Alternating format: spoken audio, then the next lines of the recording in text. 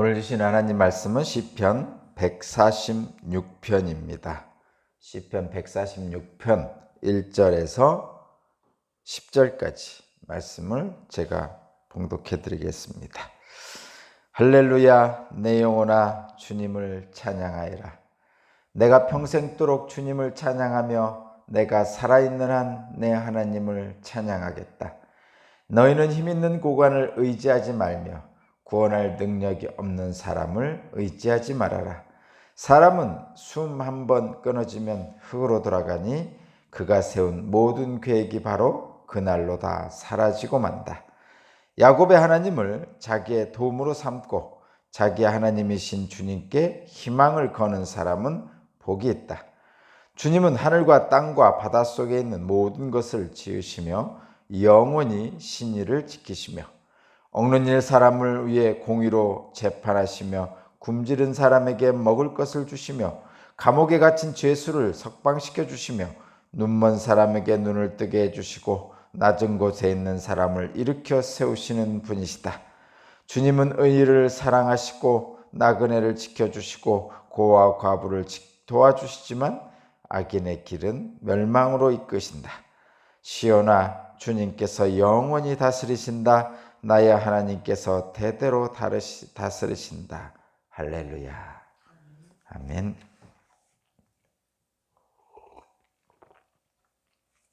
오늘 말씀의 제목은 하나님께 희망을 두십시오. 하나님께 희망을 두십시오 라는 말씀의 제목입니다. 우리의 인생은, 인간의 삶은 유한하죠. 유한한 인생입니다. 그래서 유한한 인생에 소망과 희망을 두지 말고 하나님께 소망을 두고 희망을 두고 살라는 얘기입니다. 유한한 인생이니까 대충 살다 가야지 이런 생각 하지 말고, 비록 유한한 인생이지만 영원하신 하나님께 소망을 두었을 때 유한한 인생이 영원한 삶을 살 수 있다는 거죠. 기독교가 영생을 준다고 그러잖아요. 그래서 영생교라고도 하고 그런데 사람들은 많이 착각을 하는 게 영생을 준다니까 영원히 산다는 생각을 많이 합니다. 실제로 그런 생각을 하시는 분들 많이 있죠. 근데 분명한 것은 이렇죠. 죽어서 영생을 하는지 그런 건 잘 모르겠습니다만은, 왜냐하면 천국을 제가 가보질 않아서. 천국은 죽어서 가는 거죠, 본질적으로. 모르겠습니다. 천국을 가보지 않아서 모르겠는데, 어쨌든 사후세계라고 생각하는 천국은 저는 생각을 안 하려고 그럽니다. 왜냐하면 그 죽은 후의 천국은 제가 상관할 일이 아니죠. 내가 관여할 수도 없고 내가 어떻게 해볼 도리도 없고 그렇습니다. 그래서 저는 하나님께 맡기려고 그럽니다. 죽은 후에 세계는 하나님께 맡깁니다. 다만 저는 살아있는 동안의 삶에 관심이 많고, 살아있는 동안에 어떻게 하면 천국의 삶을 살 것인가를 고민합니다. 저도 그렇고 성경도 그런 것 같습니다.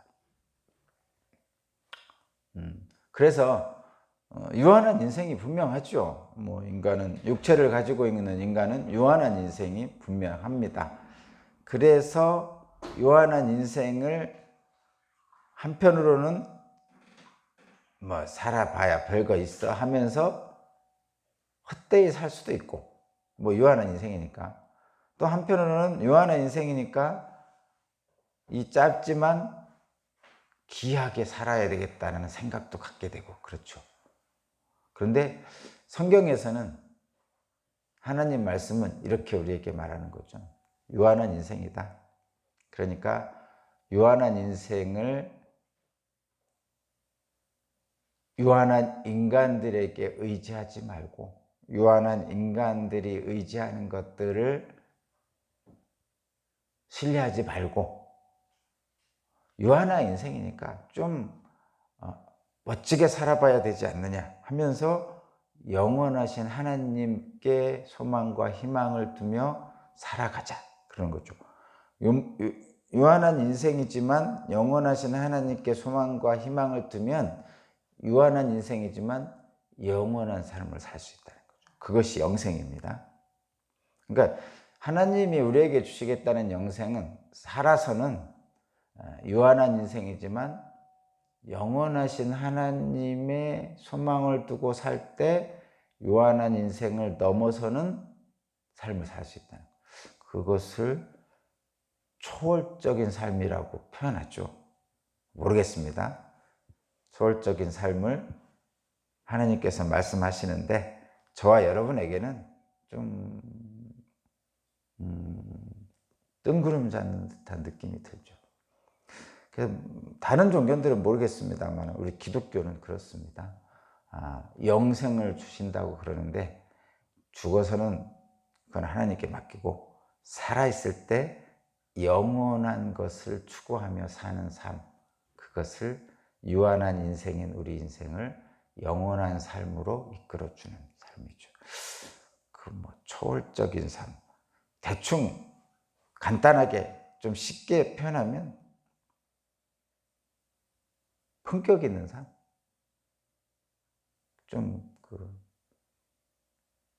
좀 심하게 말하면 개만도 못한 인생도 있고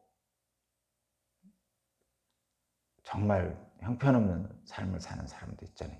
그런데 그런 반면에 정말 품격 있는 삶을 사는 사람도 있어요. 하늘과 땅입니다.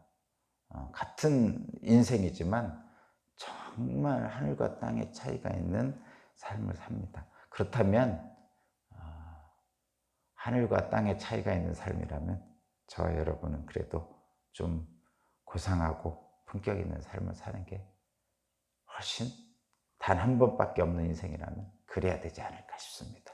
오늘 본문 말씀이 그래서 하나님께 소망을 두라는 얘기죠.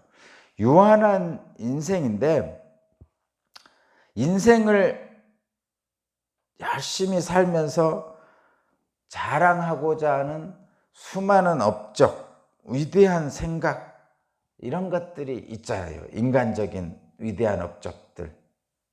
그런데 이것들은 인간이 죽으면 사라지죠. 결국 흙에서 왔다가 흙으로 돌아갈 뿐인 인생은 그것에 소망을 두면 헛된 것뿐입니다. 최근에 어떤 시장님이 자살을 하셨어요. 그래서 그분의 삶의 모든 것이 다 어쨌든 다 송두리째 무너지는 경험을 하잖아요. 인간에게는 인간의 업적이나 이런 것들에 소망을 두면 한순간이죠. 한순간입니다. 사람은 그래서 신뢰와 의지의 대상이 아닙니다. 사람을 신뢰하고 사람을 의지하면 무너지게 되어 있어요. 사람은 사랑의 대상이죠. 용서의 대상입니다. 하나님만이 의지하고 신뢰할 대상이죠. 믿음의 대상은 하나님이지 인간은 그런 대상이 아닙니다. 인간은 용서와 사랑의 대상일 뿐입니다. 전능하신 하나님만을 믿고 신뢰하고 의지할 때 우리는 그 사람을, 그 연약한 사람을 사랑할 수 있습니다. 사람과 잘 지낼 수 있어요. 사람과 잘 지내라는 것이 하나님의 뜻입니다.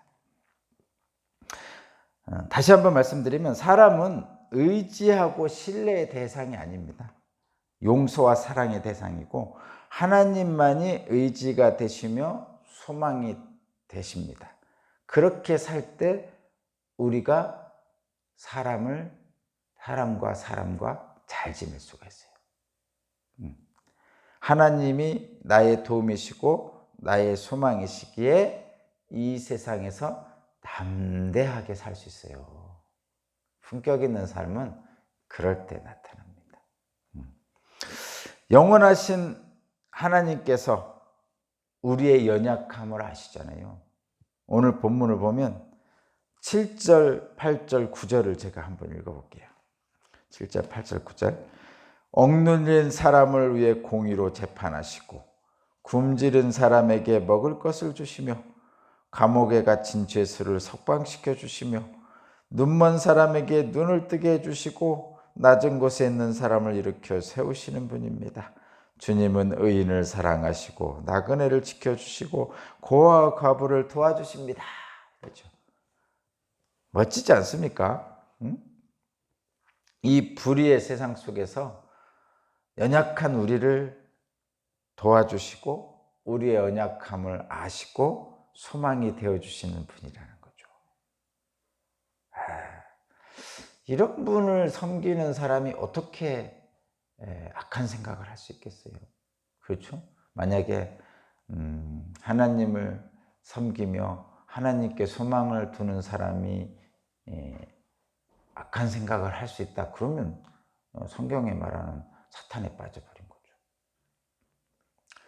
근데 저와 여러분들의 삶은 사실은 다 이미 이 땅의 세상을 살고 있잖아요. 그래서 늘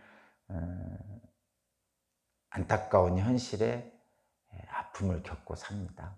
에덴 동산이 아니고 하나님을 등지고 이 땅에 내려온 인간들의 죄성 때문에 늘 그런 쪽으로 빠질 가능성이 아주 높습니다. 그렇지만 그렇지 않게 살려고 애쓰는 것이 품격 있는 인생이 되는 기독교인들의 삶입니다. 하나님은 언제나 연약한 우리를 도와주시지만 한편으로는 악인의 악인의 길을 멸망으로 이끄시는 분이죠. 전능자이신 하나님께서는 불의를 행하는 자를 징계하시고 의인을 사랑하시고 악인을 멸망시키십니다. 9절의 마지막에 그렇게 돼 있죠. 악인의 길은 멸망으로 이끄신다 그러시는데 요즘 우리의 삶 시대가 여러분 느껴보시는가 모르겠는데 매스 미디어가 많이 발달돼 있죠. 그래서 전 세계의 소식을 우리 손안에서 볼 수 있는 그런 시대인데 사람들의 아픔들을 너무 다른 쪽으로, 그러니까 아픔은 위로와 사랑으로 적어지는 거죠. 줄어드는 거죠. 근데 아픔을 분노하면 엄청나게 커지죠. 그래서 아픔은 위로하고 사랑하면 오히려 줄어들고 아픔은 분노할수록 커지는 것인데 이 매스미디어가 아픔을 너무 크게 만드는 세상이에요. 분노하는 사회를 만들죠. 분노하는 사회입니다. 지금 이 사회는 극단의 세상으로 가서 사람들을 다 분노를 표출하는 세상이에요. 시골에 있는 순박한 농부도 뉴스를 보면서 분노합니다. 도시에 사는 사람들도 마찬가지죠. 양극단을 추구하고 그런 극단을 자꾸 미디어에서 부추기면서 모든 사람이 다 분노하고 있어요. 모든 사람이, 분노하지 않는 사람이 없어요. 최근에 제가 읽은 그 독일에서 활동하는 우리나라 사람으로서 활동하는 한병철이라는 분이 읽은 폭력의 위상학이라는 책을 제가 읽었는데 거기에서 이 시대, 포스트 모더니즘 시대를 진단하는 이야기가 나옵니다. 결국은 모두가 가해자고 모두가 피해자라는 얘기예요. 모두가 가해자고 모두가 피해자예요. 사람들은 자기 자신은 가해자일 뿐 피해자가 아니길 원하는데 근데 결국은 내가 가해자이면서 피해자가 된다는 얘기를 하고 있습니다. 그렇게 자기 자신에게 폭력을 사용하는 사회가 요즘 사회다 이런 얘기죠. 가슴이 아픕니다. 여러분, 사람을 의지하고 사람에게 신뢰를 두면 결국은 허망하기 때문에 폭력을 사용하게 돼 있어요. 근데 그 폭력이 외부적으로 사용할 뿐만 아니라 자기 자신에게도 사용합니다. 내가 가해자로서의 폭력을 행사하면서 나 자신이 그 가해자의 폭력의 피해자가 되는 겁니다. 그래서 성경은 하나님께 소망을 두는 거죠. 다윗이 그렇게 저주의 시, 분노의 시, 탄원시를 하나님께 올리는 이유는 사실은 그런 겁니다. 사람에게 분노하면 나 자신이 죽습니다.